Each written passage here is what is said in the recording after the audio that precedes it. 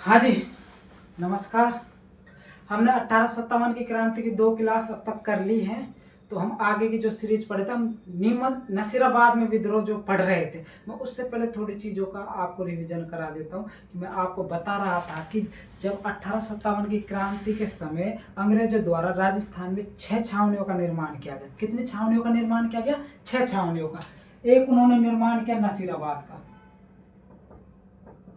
एक उन्होंने निर्माण किया नीमच का, एक उन्होंने निर्माण किया एरिनपुरा का,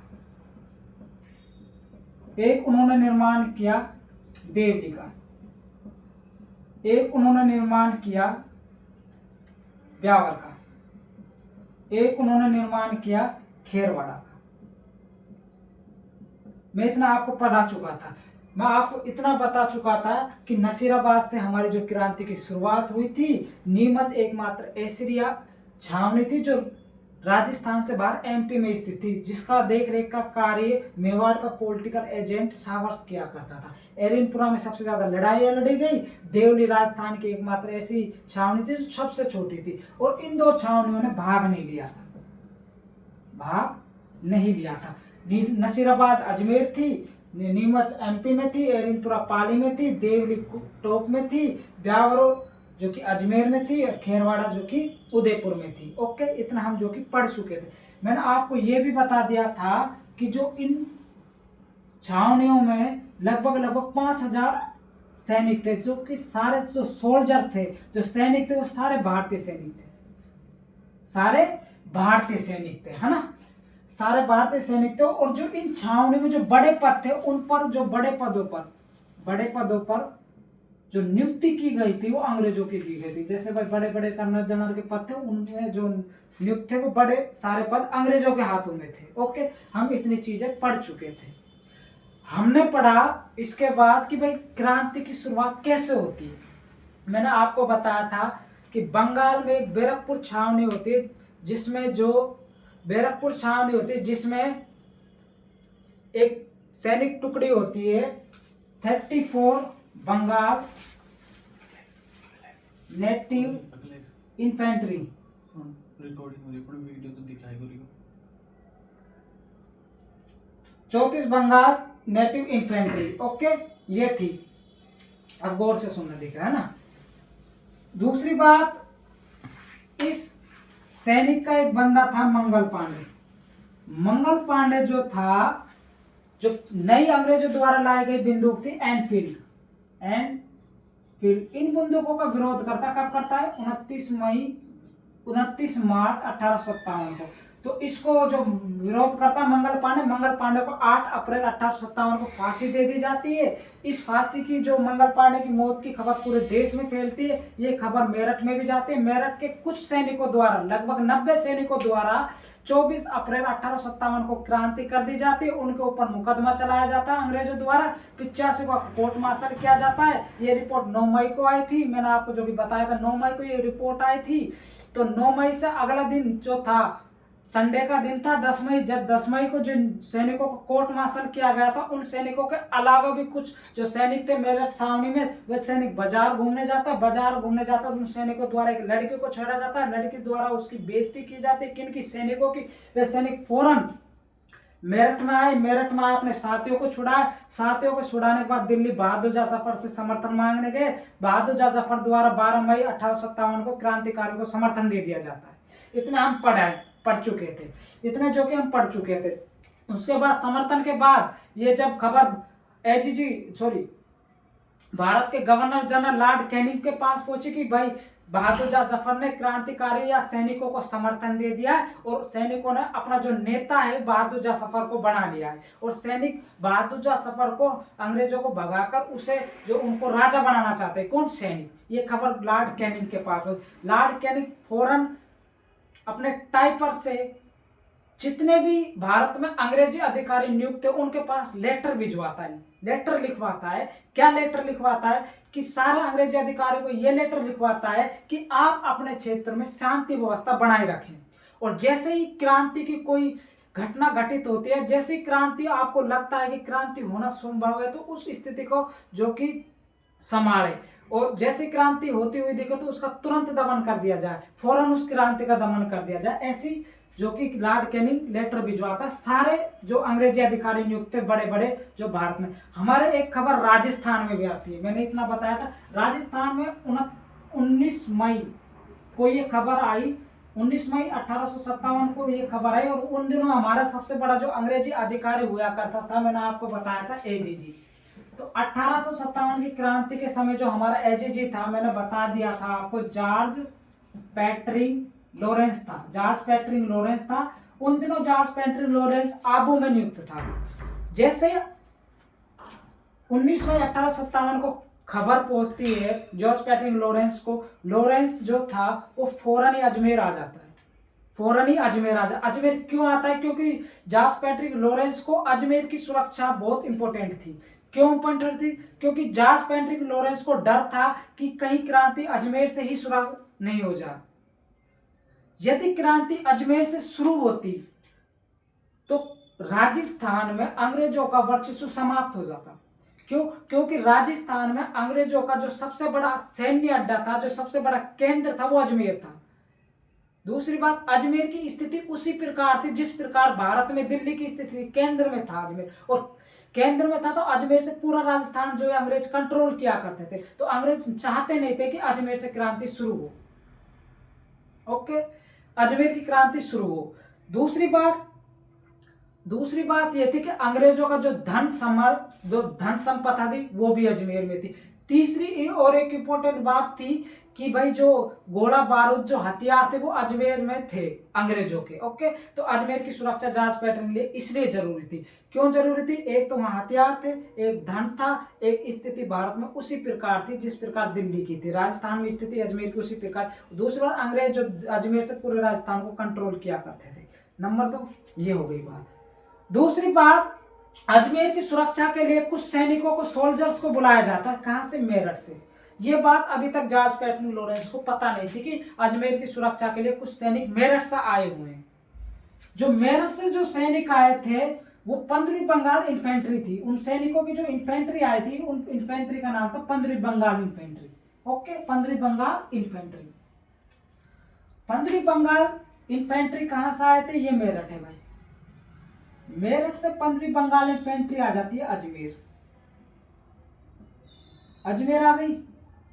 ओके, अजमेर आ गई तो अजमेर में कुछ दिन रुकते हैं। कौन? 15वीं बंगाल नेटिव इन्फेंट्री अजमेर आ गए। अब जैसे जॉर्ज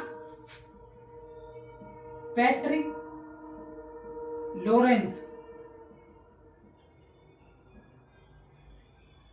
अजमेर आते हैं, इनके पास एक बंदा आता है तो जॉर्ज पैट्रिक लॉरेंस से कहता है कि आपको पता अजमेर की जो सुरक्षा के लिए जो बटालियन आई वो कहां से आई है? लेकिन पता नहीं। मेरठ से। अच्छा, क्रांति कहां से शुरू हुई? मेरठ से। जॉर्ज पैट्रिक लॉरेंस का, हाँ मैं समझ गया। क्या समझे? कि ये मेरठ से आए हैं तो स्वतः ही ये क्रांति की भावना लेकर आएंगे। क्रांति की भावना लेकर आएंगे, इनको पक्का ही अजमेर में क्रांति करेंगे। ऐसा कौन सोच रहा था? George Patrick Lawrence. George Patrick Lawrence सोच रहा था कि 15वीं बंगाल इन्फेंट्री मेरठ से आई, स्वतः ही क्रांति की भावना लाई है, तो ये क्रांति की भावना से अजमेर में आए और अजमेर में क्रांति करेंगे। इन्हें फौरन नसीराबाद भेज दिया। जॉर्ज पैट्रिक लॉरेंस इन्हें नसीराबाद भेज देते हैं। नसीराबाद कौन भेजता था? जॉर्ज पैट्रिक लॉरेंस 15वीं बंगाल इन्फेंट्री के सैनिकों को नसीराबाद भेज दिया। जब इनको नसीराबाद भेजा जा रहा था तो 15वीं बंगाल इन्फेंट्री के एक सैनिक द्वारा जॉर्ज पैट्रिक लॉरेंस से क्वेश्चन किया जाता है कि हमें अजमेर की सुरक्षा के लिए भेजा आए, अजमेर की सुरक्षा के लिए जो हमें बुलाया गया था, आप हमें नसीराबाद क्यों भेज रहे हो? जॉर्ज पैट्रिक लॉरेंस द्वारा कहा जाता है कि आपको भेजना तो नसीराबाद ही था, लेकिन आपके जो गलती से अजमेर आ गए। क्यों आ गए? कि हम जब मेरठ से आपको नसीराबाद भेजना था तो आप गलती से अजमेर आ गए। गलत टाइपिंग हो गया था लेटर, आपको नसीराबाद भेज रहे थे, नसीराबाद की जगह उन्होंने गलत टाइपिंग अजमेर लिख दिया, तो आप पहले नसीराबाद ही जा रहे थे। ऐसा जॉर्ज पैट्रिक लॉरेंस सैनिकों को झांसा दे देता है। दूसरी बात, जैसे 15वीं बंगाल इन्फेंट्री को नसीराबाद भेजा गया तो 15वीं बंगाल इन्फेंट्री के फिर एक सैनिक ने क्वेश्चन किया कि अजमेर की सुरक्षा का क्या होगा, कि हम ब्यावर से सैनिक बुला लेंगे, ब्यावर से कुछ सैनिक बुला लेंगे और जोधपुर से मर रेजिमेंट को बुला लेंगे। एक जोधपुर की एक सेना थी, मर रेजिमेंट आ जाएगी और कुछ सैनिक ब्यावर से आ जाएंगे। ओके, फिर हम नसीराबाद जाओगे, आप लोग नसीराबाद जाओ। जैसे 15वीं बंगाल इन्फेंट्री नसीराबाद पहुंचती है, अंग्रेज एक और गलती यहां कर जाते हैं। क्या कर जाते हैं कि जैसे 15वीं नसीराबाद पहुंचती, इनके हथियार जब्त कर लिए गए, हथियार जब्त कर लिए गए। सैनिकों को लगा कि पहले हमें अजमेर भेजा गया, अजमेर की सुरक्षा के लिए, अजमेर से हमें नसीराबाद कर लिया और नसीराबाद पहुंचते हमारे हथियार जब्त कर लिए गए। अंग्रेज ये और गलती कर दी।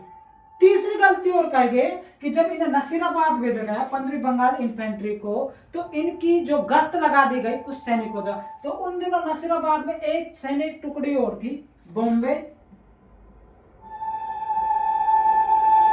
लेसन्स के द्वारा इन पर तोपों की गश्त लगा दी जाती है। किन पर? 15वीं बंगाल इन्फेंट्री के सैनिकों पर।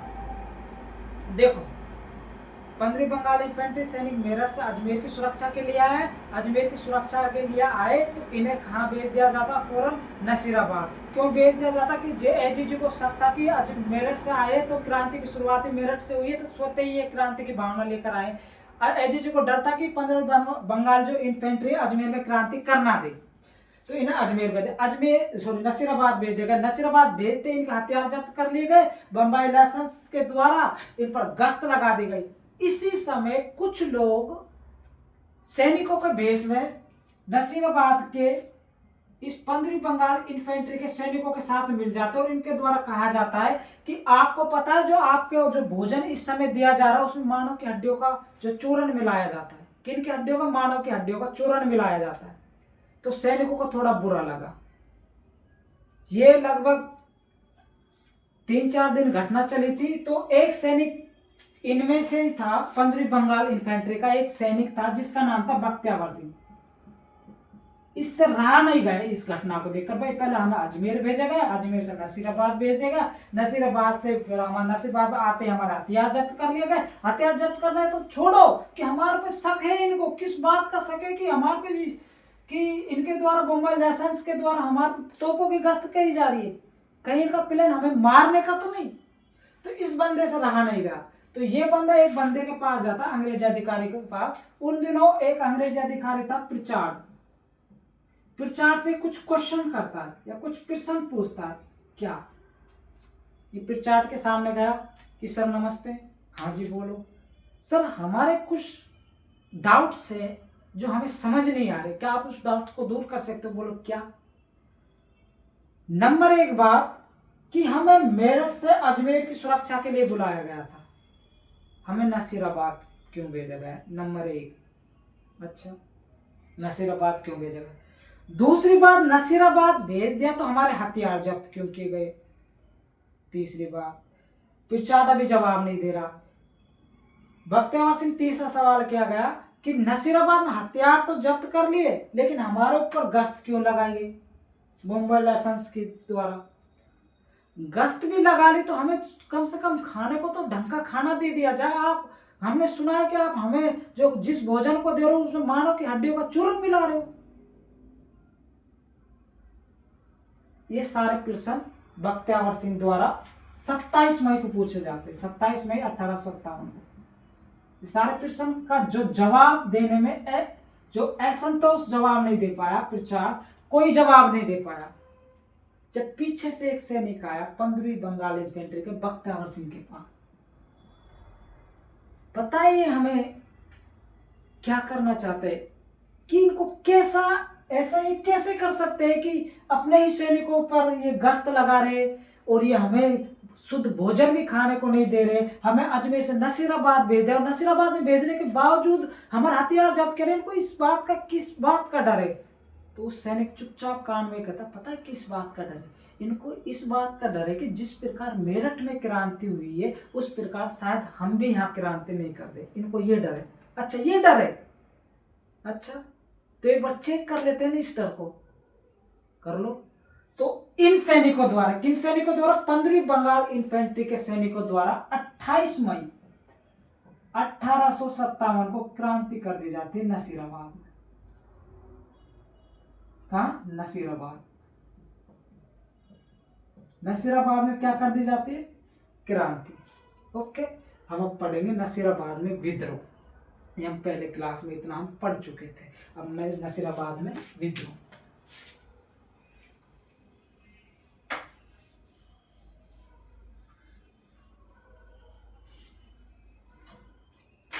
मैं कह रहा था 15वीं बंगाल इन्फेंट्री नसीराबाद में विद्रोह कर देती है ना। नसीराबाद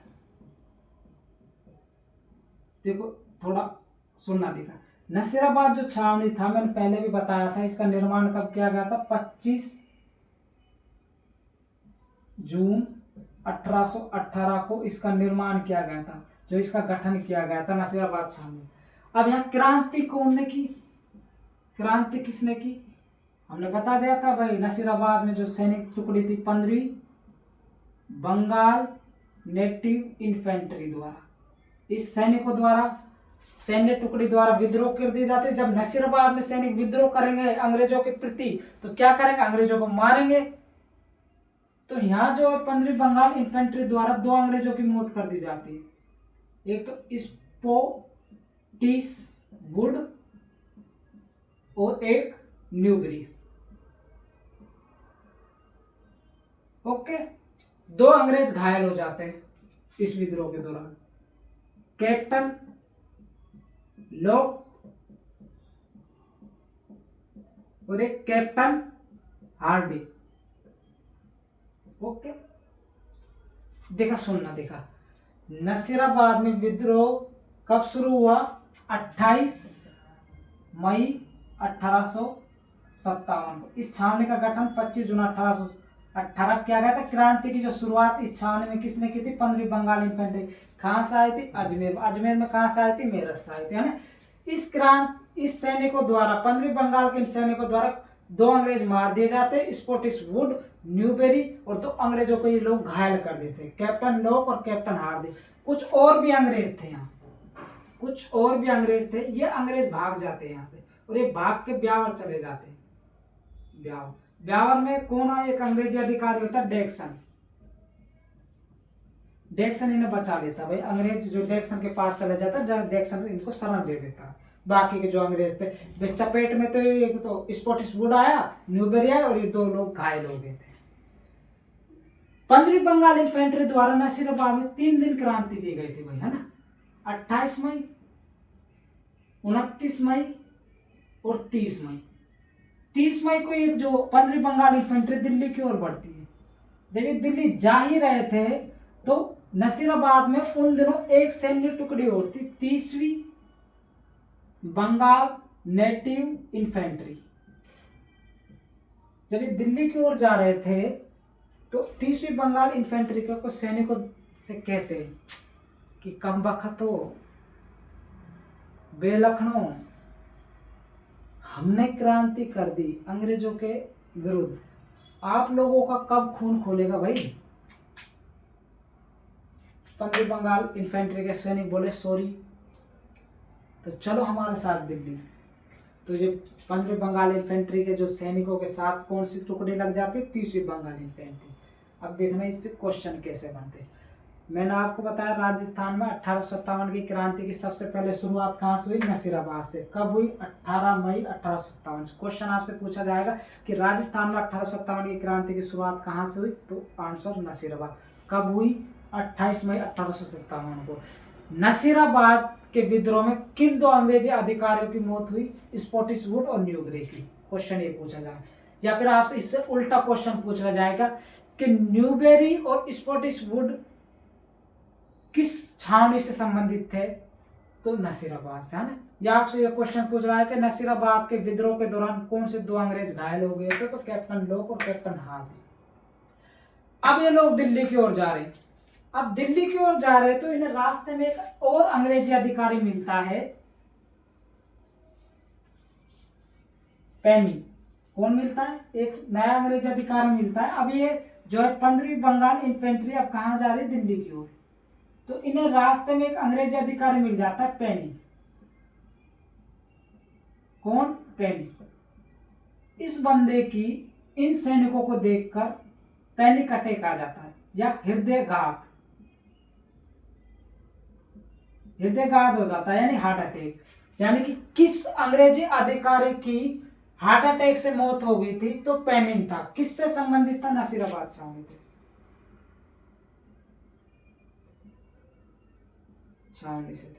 अब नसीराबाद में छावनी हो गई, सॉरी नसीराबाद में विद्रोह हो गया भाई। नसीराबाद में विद्रोह 15वीं बंगाल इन्फेंट्री द्वारा कर दिया जाता है। 2 अंग्रेज मारे गए, 2 अंग्रेज घायल हो गए। मारे गए अंग्रेजों में स्पॉटिसवुड था, न्यूबेरी थी, घायल हुए में लॉक और हार्डी था। और भाई जब ये दिल्ली की ओर चले जाते, दिल्ली की ओर बढ़ रहे थे, तो 30वीं बंगाल इन्फेंट्री इनके साथ हो जाती है। रास्ते में एक अंग्रेजी अधिकारी मिलता है, पेनी। पेनी को पैनिक अटैक आ जाता है, हृदयघात हो जाता है, और ये फिर लास्ट में दिल्ली की ओर चले जाते हैं। वहां दिल्ली के सैनिकों के साथ मिल जाते हैं ना।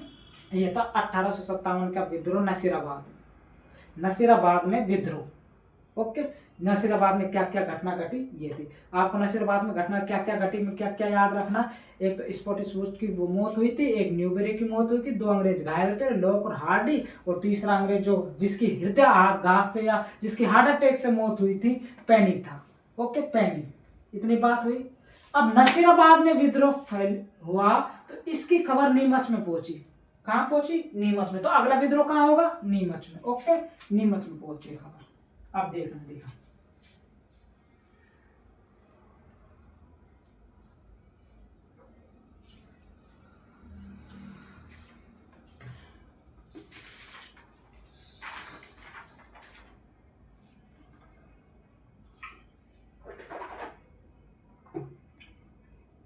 अगला विद्रोह कहाँ होगा भाई? नसीराबाद में भी क्रांति हो गई, तो नसीराबाद की क्रांति के विद्रोह की जो सूचना नसीराबाद में पहुंचती। अब अगला जो विद्रोह होगा नीमच में होगा, है ना। नीमच में विद्रोह। अब देखा, इस शब्द को पकड़ो आप, नीमच। अगली छावनी कौन सी? नीमच में विद्रोह। नीमच जो है उन दिनों राजपुताना, या हम कह सकते हैं राजस्थान और एमपी, राजपुताना और एमपी वाले बॉर्डर पर स्थित थे। अब आप गौर से देखना,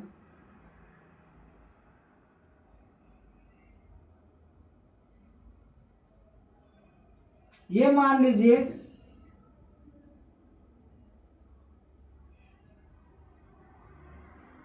ये उदयपुर हो गया,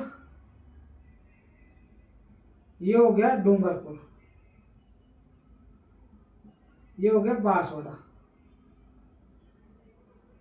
ये हो गया चित्तौड़गढ़। ये पूरा जो इलाका था इसे मेवाड़ कहा करते थे। मेवाड़ में क्या? उदयपुर आ गया, चित्तौड़गढ़ आ गया, राजसमंद वाला इलाका आ गया, और डूंगरपुर बांसवाड़ा भी आते थे, बाद में अलग हो गए थे, है ना। तो जो ये था, ये राजस्थान था पूरा भाई, है ना।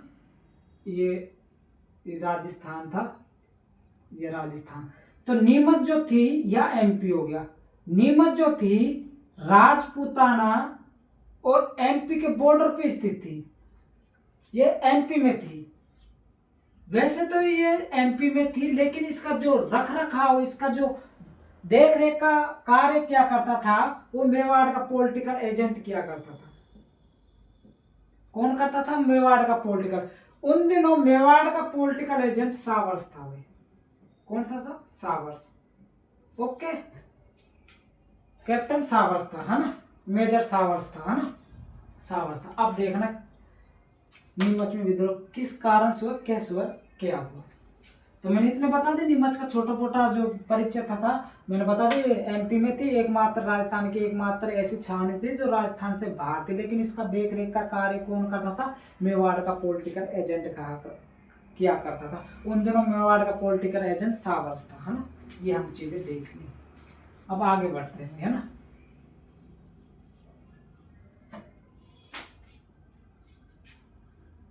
नीमच क्रांति कहां से शुरू हुई? नसीराबाद से। नसीराबाद से जैसे ही सूचना क्रांति की नीमच में पहुंची, तो नीमच में उन दिनों एक अंग्रेजी अधिकारी था जिसका नाम था एबोट।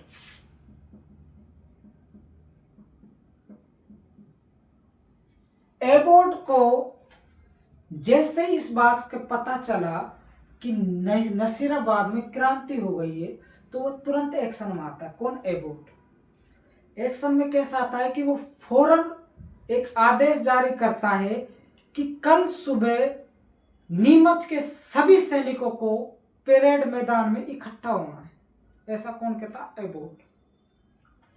एबोट द्वारा कह दिया जाता है, परेड मैदान में सारे सैनिकों को 2 जून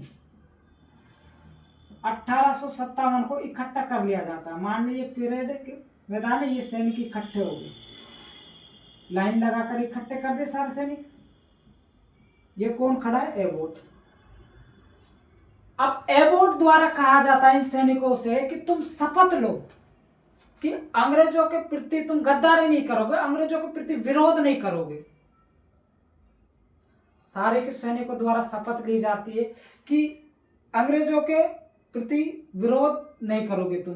ऐसा कौन कहता? एबोट सैनिकों से 2 जून को शपथ लिवाता है सैनिकों से। कहने का अर्थ है एबोट द्वारा सैनिकों से शपथ लिवाई गई, किस बात के लिए? कि तुम अंग्रेजों के प्रति हमेशा वफादार रहोगे और अंग्रेजों के प्रति गद्दारी नहीं करोगे और अंग्रेजों के प्रति विद्रोह भी नहीं करोगे, और आवश्यकता पड़ने पर विद्रोह का दमन करने के लिए तुम हमारा साथ दोगे। सैनिकों द्वारा कहा कि हम विद्रोह करेंगे क्यों भाई, हम आपकी सैनिक में हैं तो हम आपकी नौकरी करते, नौकरी के बदले हमें पैसे मिलता, आप तनख्वाह देते, तो हम आपके विरुद्ध कैसे जाएंगे? सारे सैनिक जो कि शपथ ले लेते, केवल एक को छोड़कर। एक सैनिक जो था लाइन से बाहर आता है और वो शपथ लेने से मना कर देता है। जो सैनिक शपथ लेने से मना कर देता, उस सैनिक का नाम था मोहम्मद अली बेग। मोहम्मद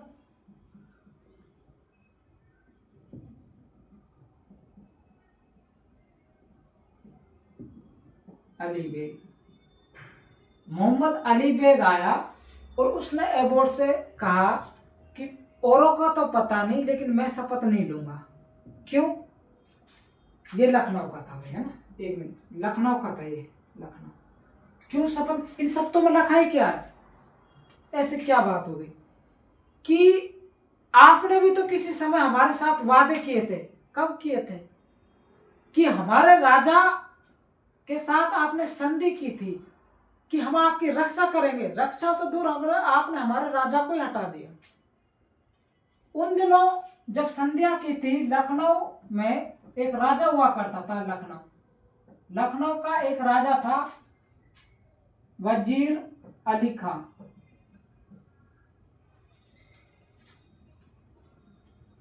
लखनऊ का एक राजा था वाजिद अली खान। कौन? वाजिद अली खान। वाजिद अली शाह या वाजिद अली खां को अंग्रेज राजा से पद से या नवाब के पद से हटा देते। क्यों? क्योंकि धाब के बेलखना राजा था भाई, धाब के बेलखना राजा था। लखनऊ का जो मोहम्मद अली बेग था, एबोट से कहता है कि आप हमारे अंग्रेजों द्वारा हमारे राजा को हटा दिया गया, जब आपके वादे कहाँ थे और मैं क्यों लूं शपथ? आपने तो हमारा राजा वाजिद अली खां को भी हटा दिया। किसके द्वारा? प्रश्न पूछा गया, मोहम्मद अली बेग के द्वारा। अंग्रेजों ने वास्तव में सही हटाया था वाजिद अली खां को या वाजिद अली शाह को। क्यों हटाया था? क्योंकि ये धाब के बेलखना था। वाजिद अली शाह लखनऊ का नवाब था। उसके 2 सबसे इंपॉर्टेंट बात याद रखने लायक कि एक तो वो शतरंज का बेहद अच्छा खिलाड़ी था, दूसरी बात कि वो जब दरबार में बैठता था वो 2 ही शौक करता था, एक तो शतरंज खेला करता था, दूसरा लड़कियों को नचाया करता था। तो धाब के जो बेलखना राजा था कोई अच्छा खास राजा नहीं था, इसलिए जो लखनऊ का प्रशासन अंग्रेज अपने हाथों में लेते, इसे राजा के पद से हटा देते। बेशक से बेलखना राजा था, लेकिन अपनी माँ को कौन डाककर बोले भाई राजा तो राजा ही है अली बेग के लिए, भाई इसको हटाएंगे, राजा को हटाएंगे तो भाई अली बेग को लगा बुरा, आपने तो हमारे राजा को। तो अली बेग ने जो कि शपथ लेने से मना कर दी। एबोट द्वारा समझाया गया कि तू बेटा साइड में आ, शपथ वगैरह ले ले, शाम को कैंटीन से 2 बोतल एक्स्ट्रा दिलाऊंगा तेरे को। लेकिन अली बेग नहीं मानता है। फिर एबोट द्वारा इसको 2 बोतल दे दी जाती है रम की। अब रात को बैठकर पैक बना रहा होता है अली बेग। पैक बनाया तो ये अपना फ़ोन निकालता है तो ये एक बंदे के पास फ़ोन करता है कि दारू पीनी है क्या। हाँ, वो बंदा आता है, जो बंदा आता है उसको भी दारू पिलाता है और उसके दारू पे पिलाने के साथ वो अन्य सैनिकों को भी दारू पिला देता है। दारू पिलाने के बाद तो वो जो बंदा दारू पीने आया था उस बंदे का नाम था हीरा सिंह। हीरा सिंह को पिला दी दारू। हीरा सिंह को दारू पिला दी और हीरा सिंह ने अन्य सैनिकों को दारू पिला दी। तो ये बंदे 3 जून को क्रांति कर देते हैं। 3 जून 1857 को क्रांति कर देते हैं नीमच में। कहने का अर्थ ये है कि एबोट द्वारा शपथ दिलाई जाती है कि तुम अंग्रेजों के प्रति वफादार रहोगे। शपथ लिवाई जाती है सैनिकों से कि तुम अंग्रेजों के प्रति वफादार रहोगे और अंग्रेजों के मतलब कि गद्दारी नहीं करोगे। किसके द्वारा? एबोट के द्वारा शपथ लिवाई जाती है। मोहम्मद अली बेग शपथ लेने से मना कर देते हैं और मोहम्मद अली बेग हीरा सिंह के साथ मिलकर 3 जून 1857 को क्रांति कर देते हैं। क्रांति कर देते नीमच में। ओके, नीमच में क्रांति कर देते हैं और इस क्रांति के दौरान एबोट तो भाग जाता है, लेकिन इस क्रांति के दौरान एबोट की पत्नी और बच्चे मारे जाते हैं इस विद्रोह के दौरान। ये लोग इसकी पत्नी को भी मार देते हैं और इसके बच्चे को भी मार देते हैं जो नीमच के सैनिक थे। फिर नीमच में विद्रोह हो गया तो नीमच में विद्रोह कर दिया अंग्रेजों ने, है ना। तो नीमच में विद्रोह कर दिया तो नीमच से अब ये जो सैनिक थे दिल्ली की ओर बढ़ते। कहां पढ़ते? दिल्ली की ओर। नीमच में 3 जून 1857 को अली बेग ने हीरा सिंह के साथ मिलकर विद्रोह कर दिया। भाई एबोट के बीवी बच्चों को मार देते। अब ये सैनिक दिल्ली की ओर बढ़ रहे। जब ये दिल्ली की ओर जा रहे थे तो भीलवाड़ा में एक जगह पड़ती है शाहपुरा जो रियासत थी। भीलवाड़ा में एक रियासत पड़ा करती थी शाहपुरा। तो नीमच से जब ये सैनिक शाहपुरा जा रहे थे, मतलब दिल्ली की ओर जा रहे थे, तो बीच में शाहपुरा पड़े। तो शाहपुरा का एक राजा था लक्ष्मण सिंह। लक्ष्मण सिंह जो है नीमच के विद्रोहियों का साथ देता है। ओके, नीमच के विद्रोहियों का साथ देता है। साथ दिया, फिर ये आगे की ओर बढ़े। आगे कौन सा स्टेट आता है, मतलब आगे कौन सा जिला आएगा? टोक। जब ये टोक पहुंचे, कौन? नीमच के विद्रोह। तो टोक में मैंने आपको बताया था एक छावनी थी देवली। जब ये देवली छावनी पहुंचे तो देवली छावनी में एक बटालियन थी। उस बटालियन का नाम था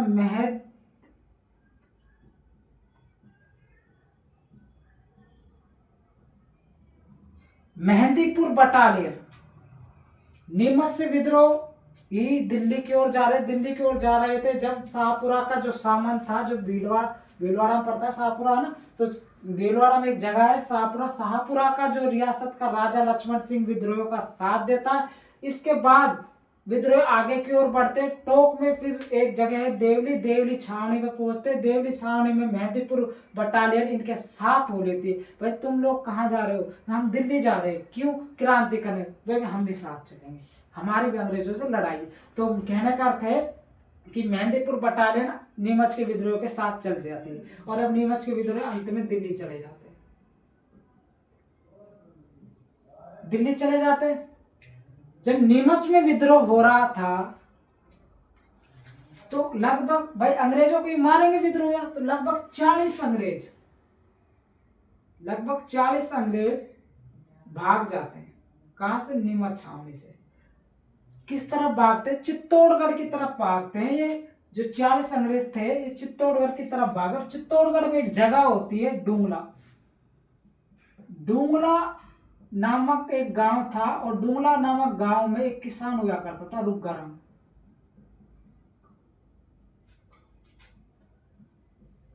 इस रुग्गा राम ने 40 भागे हुए अंग्रेजों को शरण दी। नीमच से भागे हुए 40 सैनिकों को शरण दे देता रुग्गा राम चित्तौड़गढ़ में। डूंगला नामक गांव, डूंगला कहां पड़ता? चित्तौड़गढ़ में। शरण दे दी।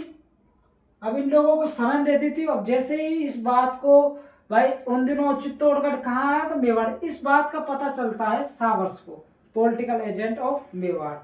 मेवाड़ के पॉलिटिकल एजेंट उस दिन मेजर सावर्स को पता चलता है कि हमारे कुछ 40 अंग्रेजी है जो डूंगला गांव में अटके हुए।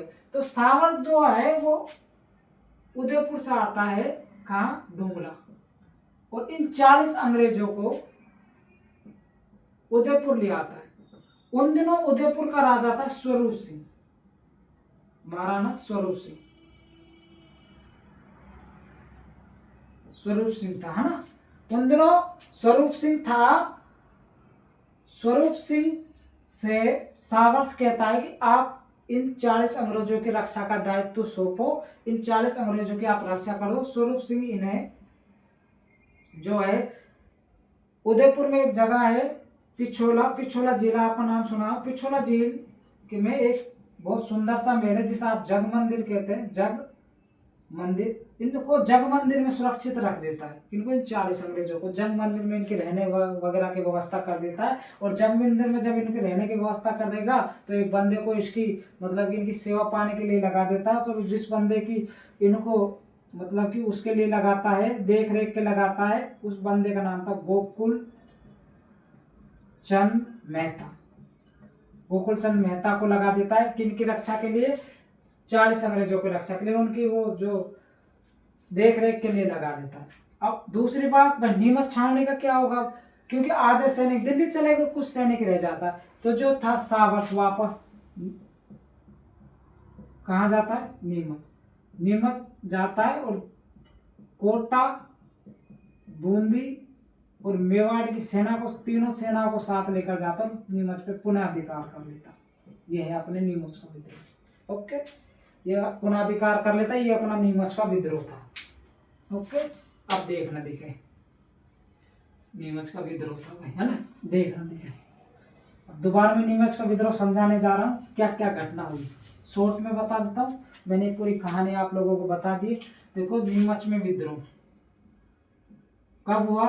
3 जून 1857 को। घटना क्या थी भाई? नसीराबाद से नीमच खबर पहुंची विद्रोह की, तो एबोर्ड द्वारा शपथ दिवाई ली जाती है सैनिकों से। सैनिकों को 2 जून को परेड मैदान में इकट्ठा किया गया। 2 जून 1857 को परेड मैदान में इकट्ठा किया गया। परेड मैदान में इकट्ठा किया गया तो शपथ ली गई कि तुम शपथ लो, अंग्रेजों के प्रति वफादार रहो। एक बंदा शपथ लेने से मना करते था, अली बेग, मोहम्मद अली बेग नामक बंदा मना करता। अली बेग मना कर देता है तो अली बेग हीरा सिंह के साथ मिलकर अंग्रेजों के साथ जो कि विद्रोह कर देता है। विद्रोह कर दिया तो ये सैनिक, अब नीमच के जो सैनिक है दिल्ली की ओर बढ़ेंगे आगे। दिल्ली की ओर जब ये आगे बढ़ रहे हैं तो भीलवाड़ा में एक जगह पड़ते शाहपुरा। शाहपुरा के राजा जो थे वो लक्ष्मण सिंह थे। लक्ष्मण सिंह इनका साथ देता है। किनका? नीमच के विद्रोहियों का साथ देता है।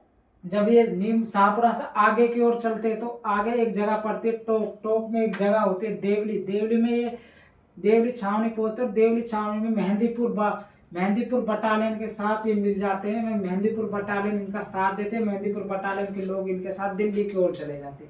कुछ सैनिक दिल्ली की ओर चले गए थे, कुछ सैनिक नीमच में अभी भी विद्रोह कर रहे थे।